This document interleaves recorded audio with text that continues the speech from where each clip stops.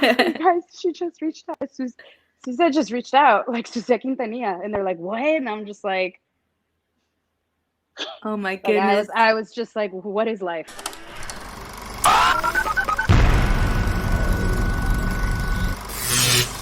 Hello and welcome to a brand new episode of Pop Culture Planet. I'm your host, Kristen Maldonado, and I'm very excited to be joined by actress Noemí González to talk about everything from how she got started to her acting roles and everything from Islos High to the upcoming Selena show on Netflix, as well as why we sometimes put Latino representation under a microscope. I hope you enjoy our conversation. I remember watching you on Islos High. I love that show. I know you're doing so many amazing things, but I'd love to go back to your roots. Can you tell us a little bit about what your relationship is like with your Latinx heritage? It's strong.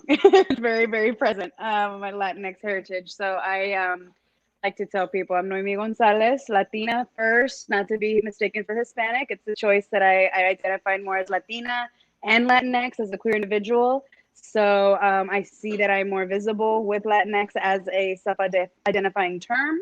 And I love the evolution of language, but I also very much una mujer. So I definitely obviously love to just be represented and identify as Latina. Do you remember like the first time you saw a Latino character or story on screen that you related to, or and how that kind of impacted you? It was definitely Selena, and it was definitely La Bamba. We watched those movies over and over growing up, and I got to give a shout out to some other brown girl love. I know we're focusing on Hispanic heritage, which I'm ever so grateful, but Princess Jasmine, I think about sociology or about the psyche, and I'm like, we didn't have representation as little girls that were ourselves. The closest thing we had was Princess Jasmine. And still to this day, I have like a little figurine to remind me of like, I had to see myself on screen because who I had was obviously beautiful and a powerful woman, owned her sexuality and her autonomy. But that's my girl, my Middle Eastern love, Princess Jasmine, Selena, and Richie Valens and his family in La Bamba. Now that you mention that, though, it's interesting that there still hasn't really been like a mainstream Latina Disney princess. It's so unfortunate because we have such a wealth of a well of stories to tell with warriors in our bloodline, princesses in our bloodlines. It might be in indigenous forms, but it's still very, very much there's so much storytelling in Latino culture. There's so much, and it is just they're sleeping on us, and we really have such a great opportunity, and I don't see why we're not extrapolating that. And I think that's changing, but it's definitely a reality that we've been like, where's the Disney princess? And that's our Disney princess, and we definitely deserve one. Now, when did you first find your love of acting? Did you always want to be an actor? No, I was a singer originally, and I mainly sang when I was a little girl, and then I met my teacher was my teacher for 10 years, and then my girlfriend was like, I love to see you sing. It's like you're acting. And I was like, she's like, yeah, you're so in the moment. You're like telling a story. And I was like, acting. And so then I took the chance. I went to UC Santa Barbara. That's where acting found me.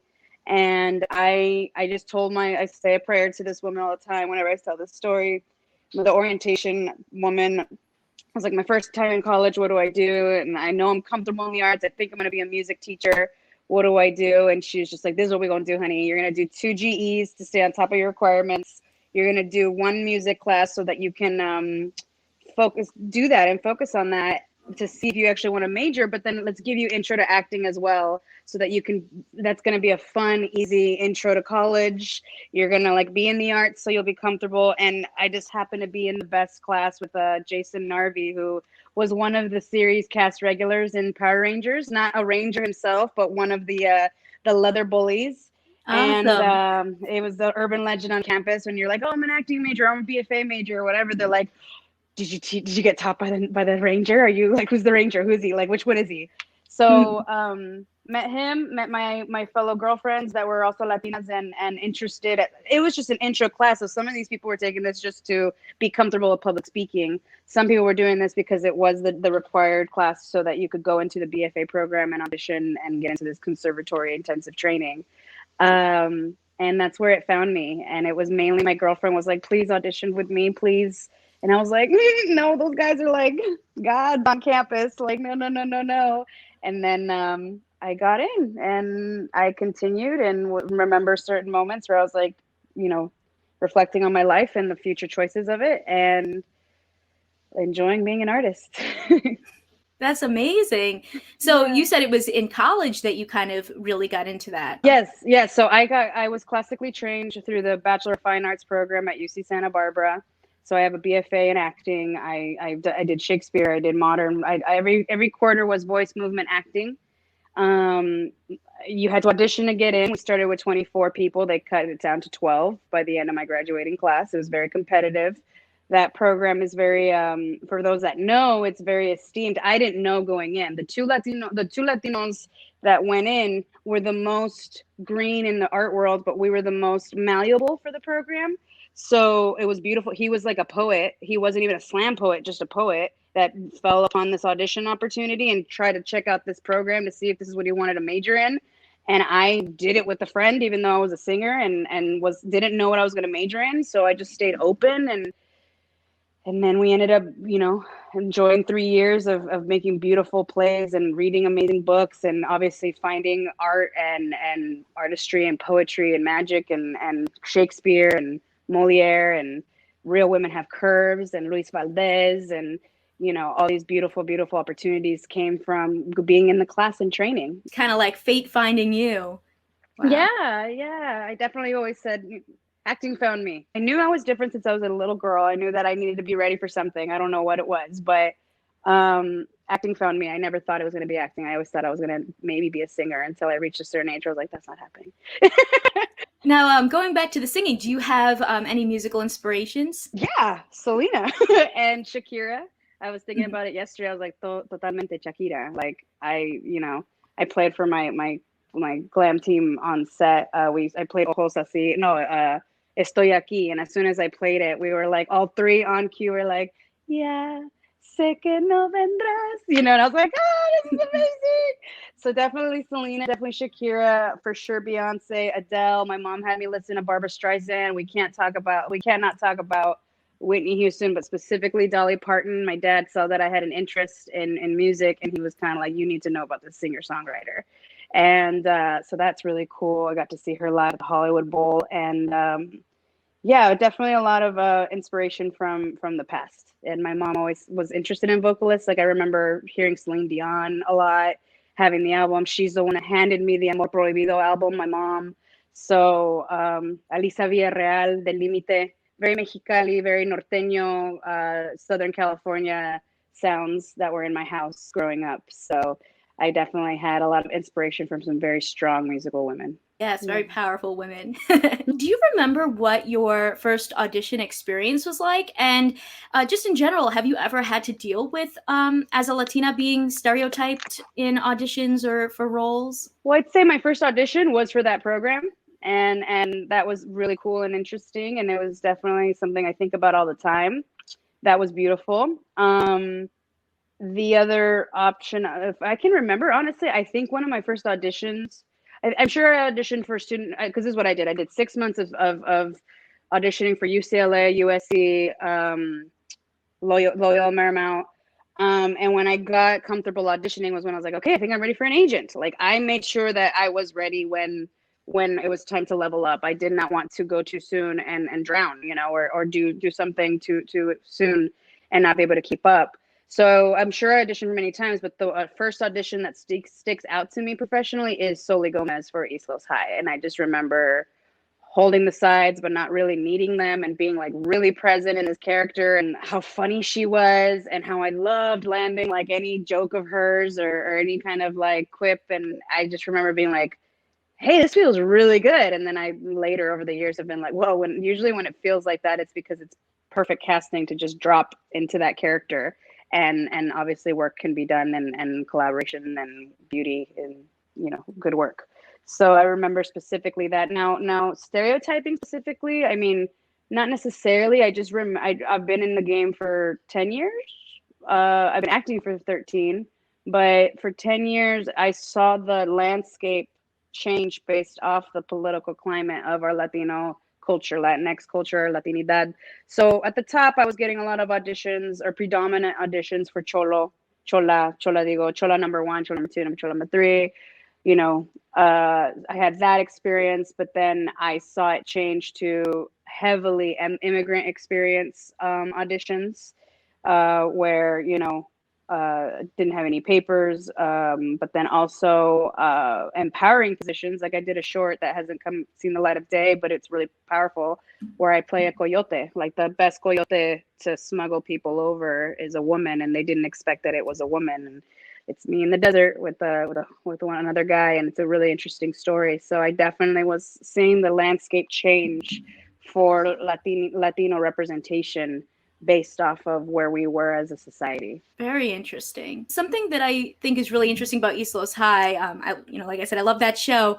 But that was one of, I believe, the only Latino-led Hulu series where it was like the whole cast and crew were all Latino. So what was that like working on a project like that? I have chills.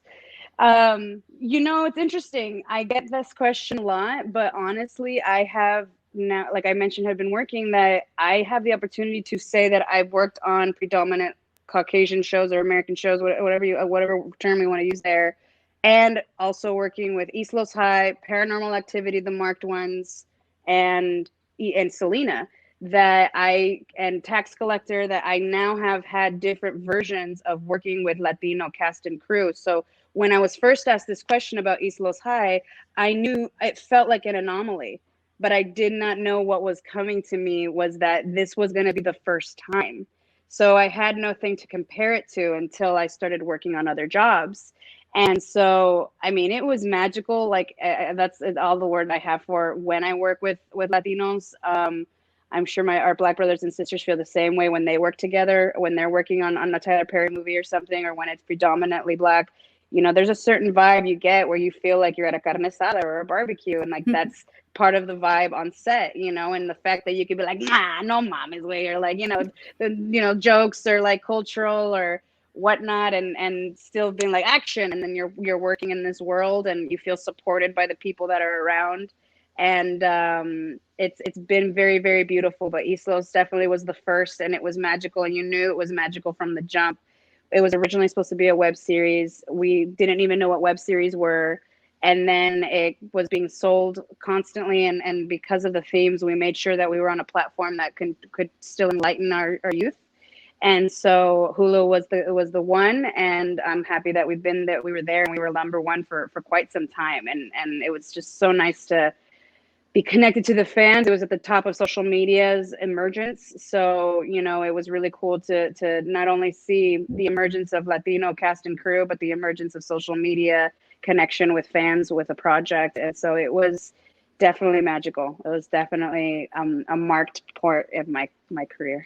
Oh, that's awesome. Yeah. Well, I think it definitely resonated. Now, you also mentioned Paranormal Activity, the marked ones. What was it like working on that project? Fun and scary. It was really, really cool. I mean, we shot it for a while, though. We definitely did some reshoots, and that was the first time that it was so funny. I didn't even know what a test was, like, to do a screen test. I was just like, okay, I don't know what this is, but I just have to improv and be in the scene. Okay, I could do that.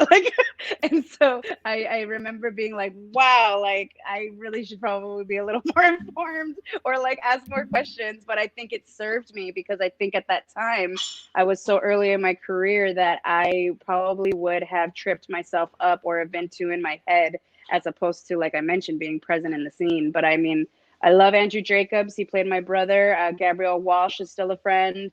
Jorge Diaz, he played Paulie on East Los High, so it was the second time I worked with him. So it was really, really familial. And then the crew was wonderful and supportive. The hair and makeup, like we still reach out to them on social media, and it just feels like a family, This was a horror film that featured a lot of Hispanic actors, which I feel like is something you don't always see. And I feel like we're starting to see it more. Like, the new Scream 5 has a lot of really exciting Latinos joining the cast. So do you think that there is a resurgence lately in having people of color in different genres that we don't normally see them in, like horror and sci-fi? Absolutely. I do feel, though, that nobody does horror like Latinos. Like nobody watches horror like Latinos. Like we like our demographic loves the thrill. And we also grew up on stories like La Llorona and La Mano Peluda and you know, we're like, oh, cuéntanos una historia, like tell us the story of this or that. So like we love that stuff. So the fact that we're finally being seen on camera and telling those stories is apt. It is appropriate. It is totally like it fills it even further, you know. So it's definitely nice to see. I'm thankful for it, and more is gonna come. I just know it. Like it's with the legends that we have, the diosas and dioses that we have, the history of our indigenous culture. Like we're on our way for more of those stories to be told. Could you tell us a little bit about what it was like working on The Young and the Restless? If I'm not mistaken, I was part of the first Latino family on this story. Just to be a part of the show, it just felt huge. Like it's iconic because it's referenced in storytelling, it's referenced in rap songs, and I'm like, dang, this show's been around since 1973, and I get to be a part of it. The last Latina that was on there, if I'm not mistaken, was Eva Longoria. So like the fact that they mentioned that to me while I was in the makeup chair getting ready to do my thing was just so iconic, I guess is the best word for it, to just know that I landed in a very American demographic and a very American storytelling and medium that just felt really beautiful to be seen as Latina there. It was a Cuban family, and it was 4 of us, and I love them all. It was wonderful to be there, and it was wonderful to have such a great character. Honestly, I miss her terribly. She Mia Rosales, it's fiery, and she tells it like it is, and she knows that like no one's gonna get in the way of making her dreams come true. And she was sensual, but not she was sensual, but not a whore. And it, you know, I literally remember one of my lines talking to the other Latina. They definitely set us up to be like the virgin whore dichotomy. And she was younger and you know, very, very, very, very innocent, but she was trying to be romantic. And then my character was very sexual with her husband and very own her womanhood and all her feminine divine. And so there's a monologue I remember where I'm kind of like, you can't really have too much intimacy without being intimate with someone, you know, and there's nothing wrong with that. That is life, that is love, that is nature. And I just remember what a beautiful opportunity with so many young girls, and especially Latina women, who we get told like the virgin whore dichotomy through lenses of, you know, the Virgin Mary and purity and sainthood and ni santa ni puta, like kind of dynamic. And here we are with this, you know, 2 women that are Latinas on this show, on a very white Caucasian show, having these themes and representing that. I was very, very grateful to Mal Young, my executive producer from originally from he's from the UK, and I'm so thankful that they chose me to be Mia. Yeah, I mean, that sounds like a really empowering theme to be able to share with other Latinos and other people. Can you tell us a little bit about what it was like working on the tax collector film? That was the most dope, the most barrio, the most raza. I mean, aside from Selena, obviously, I'm talking about up to date. When I arrived there, it felt like the most connected artistic thing I've done. Like after when I was done with it, I went to my manager Yoni and I was like, dude, like the game has changed. Like I totally see some different colors here in my you know, mural of my future, and I want to do more indies. I want to do more homework on what directors I want to work with, and I want to you know, it felt like the closest to being in Santa Barbara, reading a play and doing a table read and doing art. Like I had never done that much rehearsal for a Hollywood production. And so to constantly be doing a scene here and there, and then finally being asked, like, what's the scene about?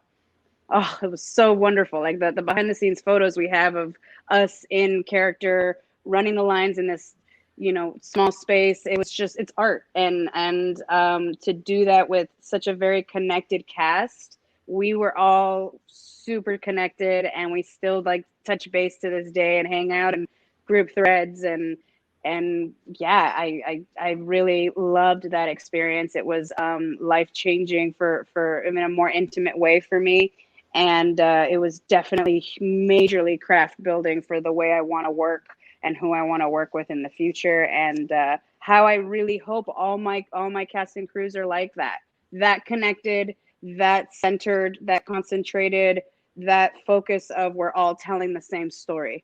Oh, you know, wow. This is an ensemble telling the same story. Granted, it's obviously more Bobby Soto leading the helm, but we all knew the subtext and the importance of this story, and we all knew that other people are going to focus on maybe the people are going to nitpick, because people like to nitpick Latino content the most, I feel.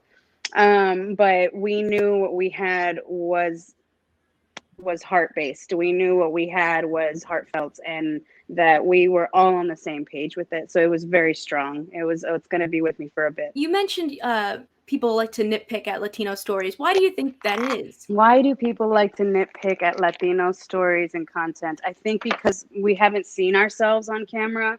And so when we finally do, we're like, yes, now can we do this? Now can we do that? Can we do this? Can we remove this? Because, that my mom didn't do that. My dad, no, that's not me. So I disagree. And so I think that's part of it. I mentioned this in another podcast, that, our Latino Latinx pride is a double-edged sword. We have so much pride for our individual selves, or for our individual family dynamic history, for our own specific, Tejano, Chicano, whatever it may be, Norteño, Guadalajara, whatever that may be. But we that pride that we have individually in this little section, we don't have the same pride for the collective Latinidad. Why is it one way, and that does a disservice to lifting everyone up together, to not see your Dominican brothers and sisters, the same way that you would see yourself, treat your neighbor, treat, the golden rule. Why are we so quick to do that? And I think it's also in the nature of the fact that some of our history, our culture is, my favorite word right now is you're like, oh, I graduated from college. It's like, oh, I did this. Like, Mom, I will do this, and then I'll be proud of you. We have a very strong, there's a lot of guilt. There's a lot of honor. There's a lot of stuff at play culturally with the way that we treat each other. And sometimes it's definitely empowering, and sometimes it doesn't serve as much as we'd like. Definitely great insight. Now, we got to talk about your upcoming project, Selena. How exciting. What can you tell us about this project right now? I have no words, dude. Like, this is insane. Like, what? Like, it's incredible. It's incredible. I saw a 30-second teaser, and dude, it is going to be major. And I'm just getting emotional just like talking about it, because all the work that we've all poured into this right now, we're pouring work into this under COVID restrictions, and we are still going to leave it fucking killer. Like, it's going to be amazing. Like, we're still going to, do such beauty and justice to her life and legacy, and the music and the family dynamic and Latino culture, trying to have a coming of age in this world, in this time in history. And it is so beautiful, and it is so profound and beautiful, and it's just beautiful is all I can say. It's been such a blessing. It really has been. It really has been. Now, you're playing Suzette, which is Selena's sister. What was it like getting into that role? And did you get to use any of your musical background when it comes to portraying her? Yes. So part of the audition process, they had asked me if I was musically inclined. And I was like, yes, yeah. My high school music teacher was so good that we were doing college level music theory in high school. So I knew how to read music. I knew music theory. I knew, all that. And I apply it to my voice. So I know how to interpret an instrument. So that served me immensely, because I learned the drums, which are very, very, very, I see them. Yeah, it's a very, very demanding instrument. And I got to apply. Basically, I applied my musicianship skills, and they were reawakened by this job. Like, it was the first time. It's like, I know how to be on set as an actor, but to be on set as an actor and musician, that's two layers of a tall order of work. And I'm thankful, I'm blessed, but it's definitely a challenge, or definitely something to live up to, which is very, very exciting to have that opportunity. And it was beautiful to be like, wow, like, that's right, I was very musical, but I've been so acting focused. And so now I've been able to play them and rehearse with them and, leave it on the camera for the matching to happen. And it's been wonderful to discover who I am through the drums and through Suzette. She's a wonderful, wonderful, beautiful, strong character that I'm gonna be sad when I have to let her go. Have you been working with the real life Suzette and their family to kind of figure out how to portray this role? We were given the family's blessing. We were selected by them, or we were approved by them, so we could not be on this job without them having the final say. So it's wonderful to have their approval, their blessing. We did not work with them so that we could work on our characters objectively with the scripts that we had in mind. So that was wonderful because, it gave us the space, and it also gives us this little excitement of like, when do I meet them? When do we meet them? Mm-hmm. They're in touch with us too. Like, don't get me wrong. And it's wonderful to, the first time she reached out, I was like in the makeup chair and looking like a crazy person with my haircut happening. And I was like, oh, guys, she just reached out.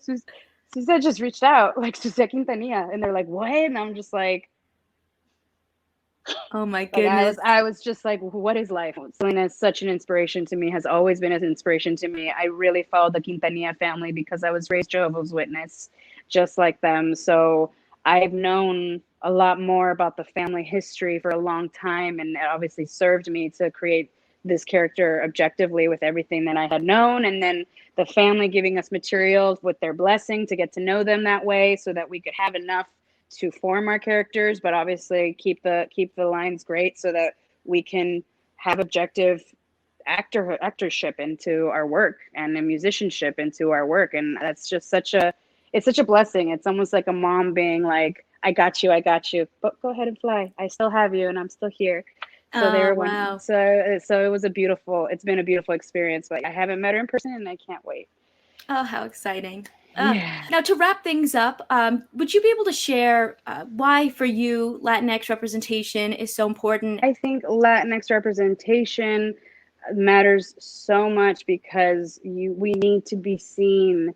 There is the story of what happens to the plants that you give love to, the plants you ignore, and the plants you bash. And believe it or not, the plant that you bash is still getting attention. The one that you ignore is the one that is going to not have the best outcome. And we definitely have been a sleeping giant, and we're gonna come out soon with Selena the series. We're gonna come out soon with In the Heights with my girl Melissa Barrera and Lin-Manuel Miranda. We're gonna have West Side Story come out soon. So the time is coming, it's around the corner. There will always be work to be done, but I think we understand the importance of making sure that we're seen, especially when the political climate paints us in a certain way. And it is time to show our true colors and show them together. Could you share where people can find you? Absolutely. You can find me on Instagram. I'm most often there at I am Noemí González. On Twitter, I am Noemí González, like the iPhone. Thank you so much for joining me. I really appreciate your time, and I am so excited for Selena. So I cannot wait to see how you guys portray the roles and, all the music and everything, because Selena's my girl too. Yes. Pleasure's all mine. Thank you so much to Noemí González for joining me on Pop Culture Planet. I feel like I learned so much from speaking with her. She has such a wealth of knowledge. If you're interested in following the podcast, you can follow me pretty much everywhere at KMaldo, or follow the show on at Pop Culture Planet Podcast on Instagram. New episodes are available every week on youtube.com/KMaldo or on your favorite podcast listening platforms. You can listen everywhere from Spotify to Apple Podcasts and more. If you enjoyed the episodes, consider subscribing so you know when a new one is posted. Rate and review this podcast and share it with your fellow pop culture lovers. Thanks for listening. It's been a blast, and I'll see you next week.